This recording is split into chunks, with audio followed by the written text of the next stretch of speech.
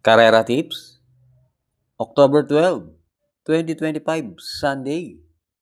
At may nagpapabati nga pala sa mga Kamyas Boys, mga classmate nating karirista yan. Nagpapabati si Sir Clifford Batnag. At shoutout na rin kina Sir Ronald Susim at Sir Raul Rivera. Race 1, Pilrocom Benefit Race. Distance 1,400 meters na merong 13 entries. Start ito ng Peak 6, races 1 to 6. Dito sa race 1, pampremera ko yung entry number 5, Full Combat Order, sakay ni LC Lunar. Last run, maganda tinakbo niyan, na segundo yan. At meron yan best time na 1:26 sa 1:4. At panigundo ko yung entry number 12, High Intensity, sakay ni John Alvin Guse. Binigay na kay John Alvin. Mapatakbo lang yan ng maayos ni John Alvin, malaki panalo niyan. Dahil isa rin yan sa may best time. At pantersero ko yung entry number 6, Title Holder, sakay ni Patty Dilemma. Last run, nung manalo si Dakota Elegance, hindi maganda alis niyan. Kaya dito sa race 1, pampremera, 5, Full Combat Order. Panigundo, 12, High Intensity.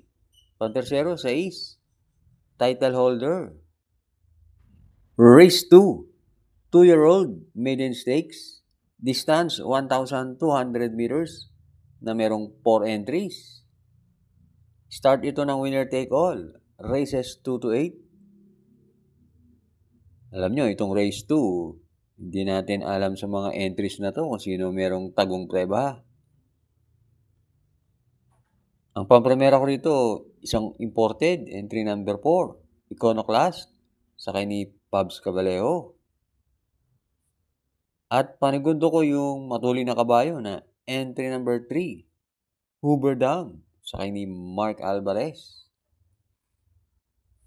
Kaya dito sa race 2, pampremera, 4, Iconoclast, panigundo 3, Hoover Dam. Race 3, another Pilrocom Benefit Race. Distance 1,400 meters na merong 14 entries. Start ito ng Peak 5, races 3 to 7. Dito sa race 3, pampremera ko yung entry number 4, Margot, sakay ni RJC Tabor. Yan si Margot, merong 127.8 sa 1-4. At pag inilaban yan, malaki panalo niyan. At panigundo ko na rin yung entry number 8, Make a Difference, sakay ni John Alvin Guse. Tingin ko naman, handang manalo yan. At meron yan tiyempong 128 sa 114. Kaya dito sa race 3, pampremera 4, Margot. Panigundo 8, Make a Difference. Race 4, isa sa ating main race, Bentley Cup, distance 1,600 meters na merong 6 entries. Start ito ng second winner take all, races 4 to 10. Dito sa race 4, pampremera ko yung entry number 5, Street Swag, sakay ni Eminem Gonzalez. Yan si Street Swag, meron 138.5 sa 1 mile. At panigundo ko yung entry number 1, Sherbet Fountain, sakay ni Mark Alvarez. Huwag lang lulutsahin niya ni Lucency, tingin ko malaki panalo niyan. Kaya dito sa race 4, pampremera 5, Street Swag, panigundo 4, Sherbet Fountain.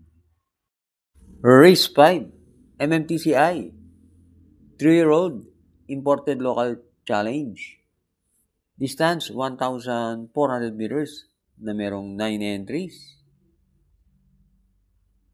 Start ito ng Peak 6, races 6 to 10.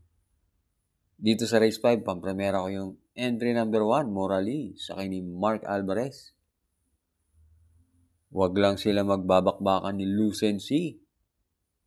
Tingin ko malaki ang panalo niya ni Morali dahil isa yan sa may best time na 127.5. At panigundo ko yung entry number 3, Anytime Anywhere, sa ni Jan Alvin Guse. Gamay niya ni Jan Alvin. Kung sakaling may lulucha kay Morali, tingin ko yan ang isa sa pwedeng makakuha ng panalo.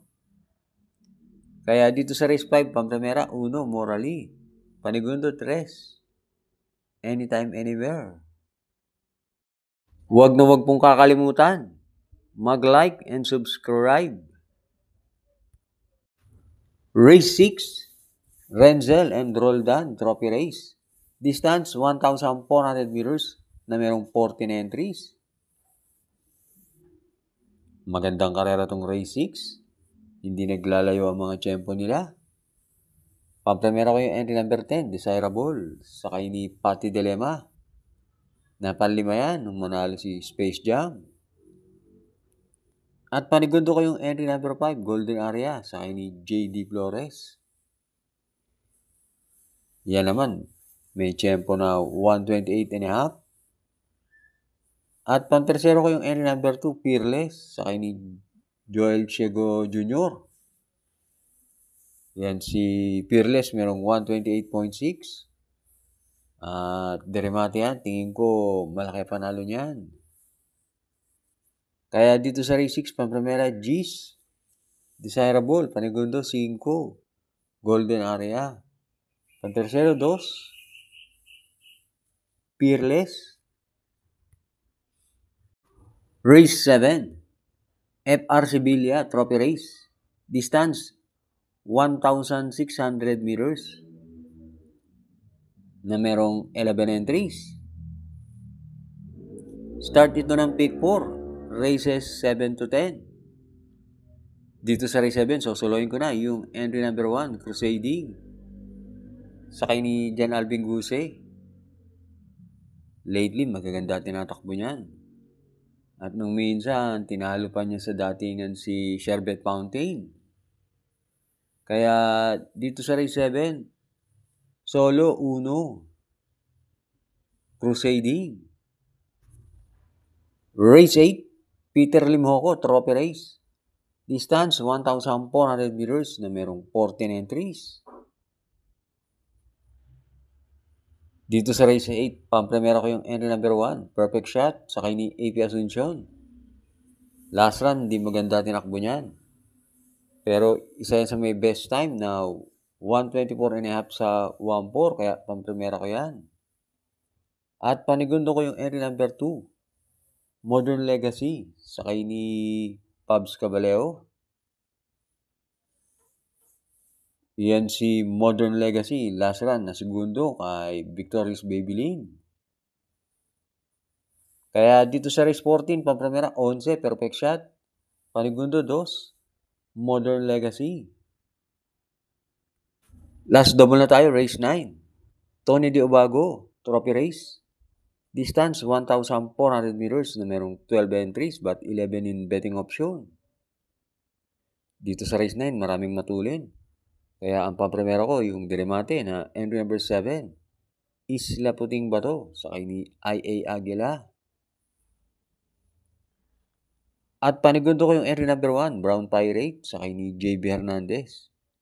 Yan naman, makapwesto lang ng maaga. Tingin ko, malaki rin ang panalo niyan. At isa yan sa may best time na 126.8. At pantersero ko yung entry number 6, Blame the Ghost, sakay ni Joel Ciego. Yan si Blame the Ghost. Meron din yan tiyempo na 126.5. Kaya sasama ko rin yan. Kaya dito sa race 9, Pampamera, 7, Isla Puting Bato. Panigundo, 1, Brown Pirate. Pantersero, 6, Blame the Ghost. Last race na tayo, race 10. Silver Bullet Production, Trophy Race. Distance, 1,400 meters na merong 12 entries. Dito sa race 10, Pampamera ko yung California King, 2A. Sakay ni JT Pabilik. Meron yan 128.8 sa 1-4. At panigundo ko yung entry number 8, Tawi-Tawi Island. Sakay ni JL Lazaro. Meron niyang 129 sa 1-4. At sasama ko pa rin yung entry number 4, Cristiano. Sakay ni RJC Tabor. Kahit hindi maganda tinatakbo niyan lately, isasama ko pa rin yan. Dahil pag inilaban yan, may panalo yan.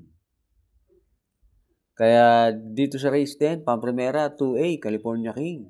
Panigundo 8, Tawi-Tawi Island. Pantersero 4, Cristiano.